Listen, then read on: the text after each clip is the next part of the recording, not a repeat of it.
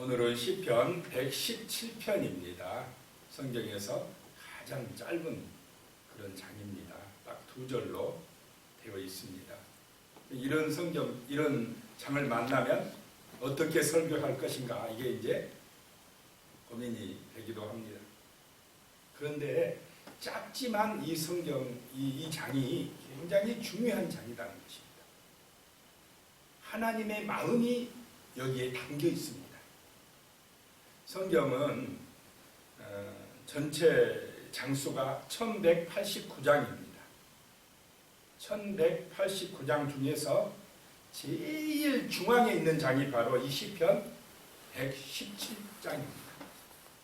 앞에 594장이 있고 뒤에 594장이 있고 그 중앙에 딱 놓여 있는 장이 이 시편 117편입니다.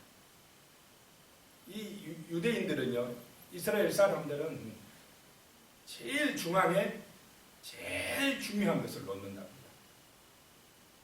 그게 유대인들의 문학적인 표현 기법입니다. 중요한 것이 항상 가운데 들어갑니다. 그러면 제일 중앙에 있다는 것은 그만큼 중요하다라고 하는 것입니다.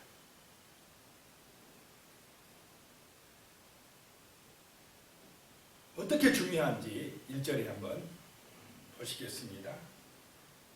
너희 모든 나라들아 여호와를 찬양하며 너희 모든 백성들아 그를 찬송할지어다 라고 말씀합니다. 하나님은 유대인들, 이스라엘 사람들을 통해서만 찬양받길 원하시는 분이 아니시고 모든 나라들, 모든 백성들을 통해서 찬송받으시길 원하신다라고 하는 것입니다. 이것이 하나님의 마음인 줄로 믿으시기 바랍니다. 오늘 이 시대로 오면 교회 다니는 성도들을 통해서만 예배 받으시길 원하시는 것이 아니고 찬양 받으시길 원하시는 것이 아니고 저 세상의 불신자들, 안 믿는 사람들에게서도 하나님이 찬양 받으시길 원하신다라고 하는 것입니다.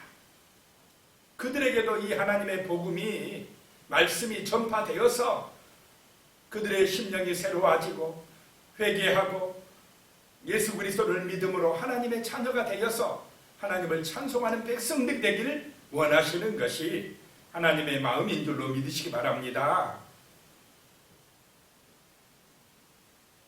그것이 아버지의 뜻이라는 것입니다. 그래서 마태복음 28장 19절에 보면 예수님께서 지상 명령을 하고 계시는데요. 그러므로 너희는 가서 모든 민족을 제자로 삼아 아버지와 아들과 성령의 이름으로 세례를 베풀고 라고 말씀합니다. 너희는 가서 모든 민족을 제자로 삼으라. 이것이 바로 주님의 명령이다 라고 하는 것입니다.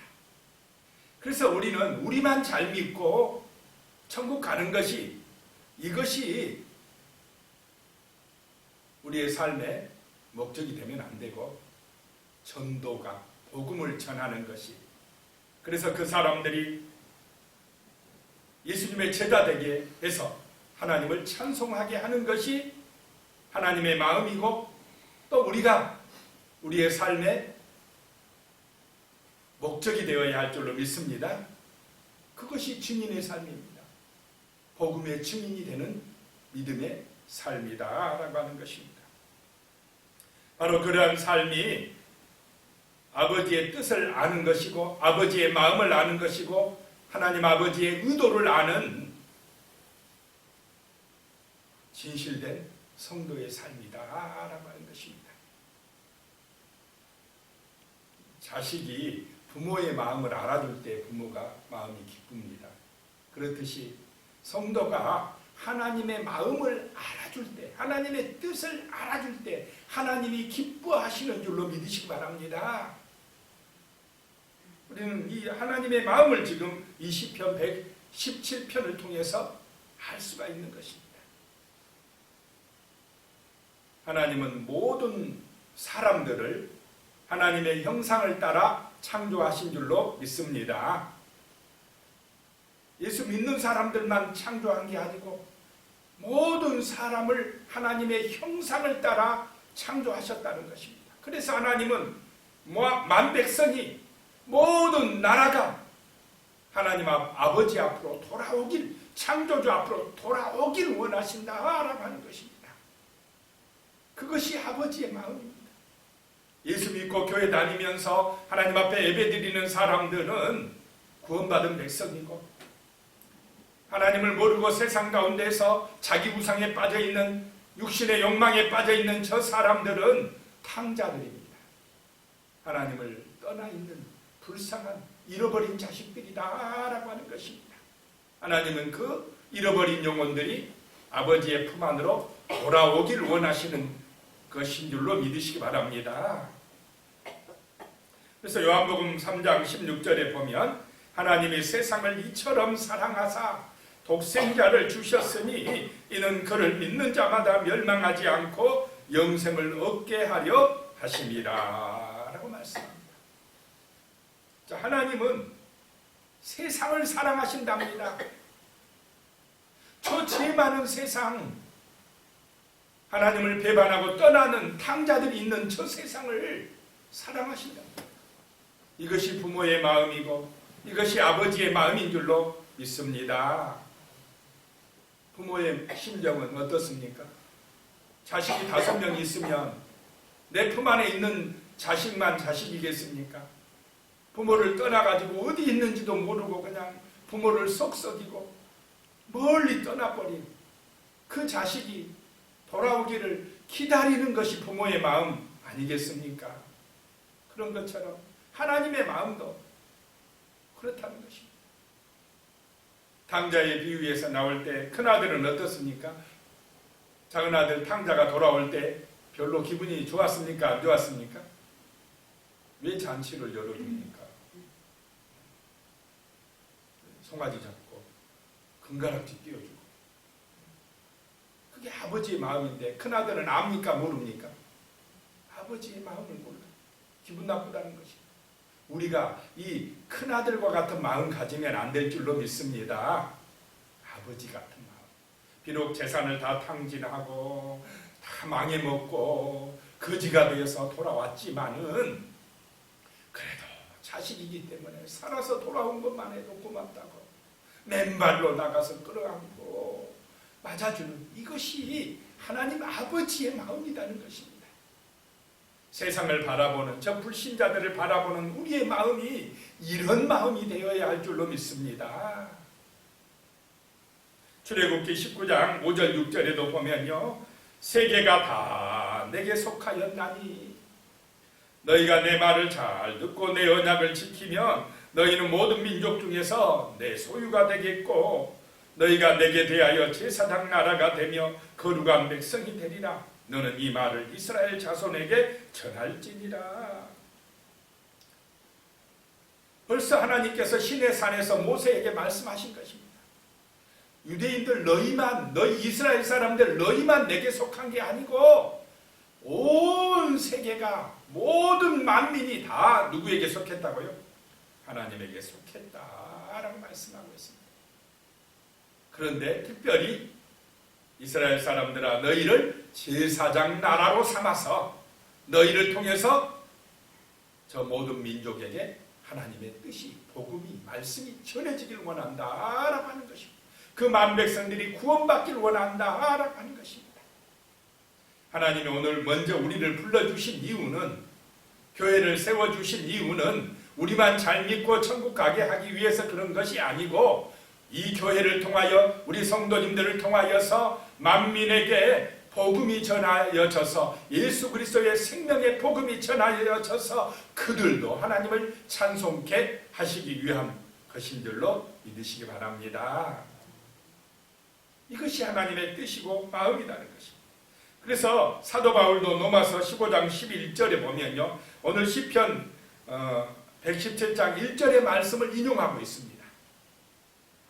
로마서 15장 11절에요. 또 모든 열방들아 주를 찬양하며 모든 백성들아 그를 찬송하라 하였으며, 이렇게 말씀을 하고 있습니다.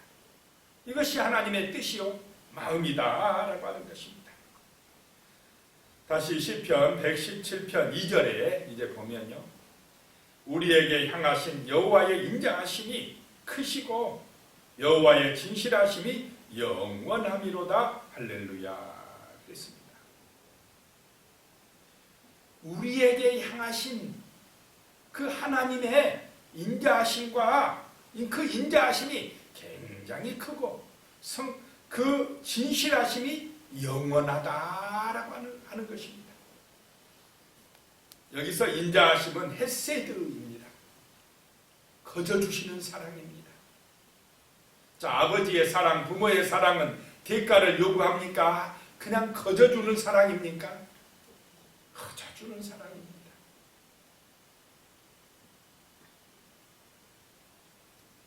자비심입니다. 인자하심. 자기의 목숨까지 우리들을 위해서 내어주신 사랑입니다. 그 사랑이, 그 인자하심이 엄청 크고 라고 말씀하고 있습니다. 시편 100편 5절에 보면요. 여호와는 선하시니 그 인자하심이 영원하고 그의 성실하심이 대대에 이르리로다. 그 인자하심이 영원하도다. 하나님의 사랑은 영원하도다라고 하는 것입니다. 시편 23편 6절에 보면 내 평생의 선하심과 인자하심이 반드시 나를 따르리니 내가 여호와의 집에 영원히 살리로다.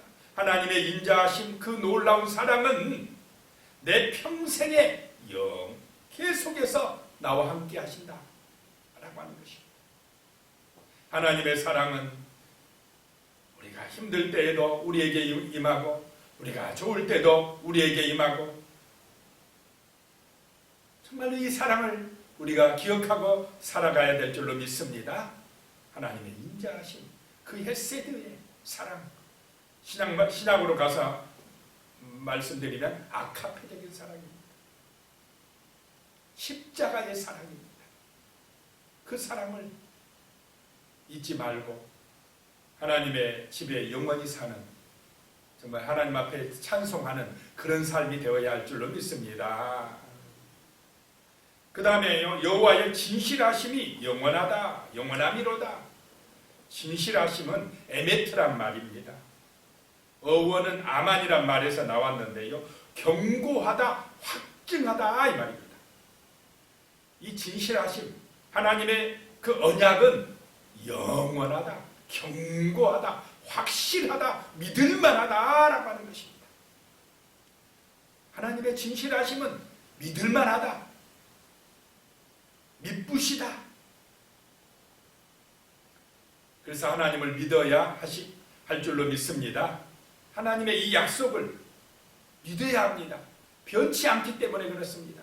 영원하기 때문에 그렇다라고 하는 것입니다. 시편 100편 5절에 보면 이 진실하심을 성실하심이다 이렇게 표현을 하고 있습니다.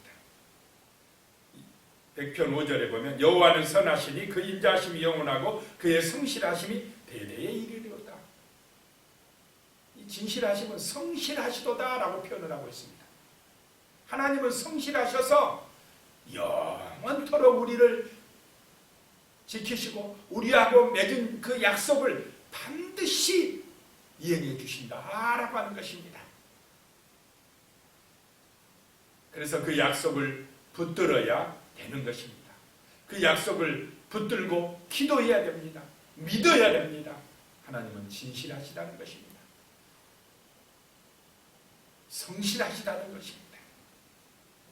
변함이 없다라고 하는 것입니다. 그런데 사람들은 변화됩니까? 안 됩니까? 사람은 변화돼요. 영원히 믿을 수가 없습니다. 영원히 존재하는 인간도 없습니다. 이 땅에서는. 아무리 권력자, 유능한 권력자라도, 대통령이라도 세월이 가면 힘이 없어지고 결국엔 죽어지고 그 약속을 해놔도 계속 지킬 수가 없는 것이 인간입니다.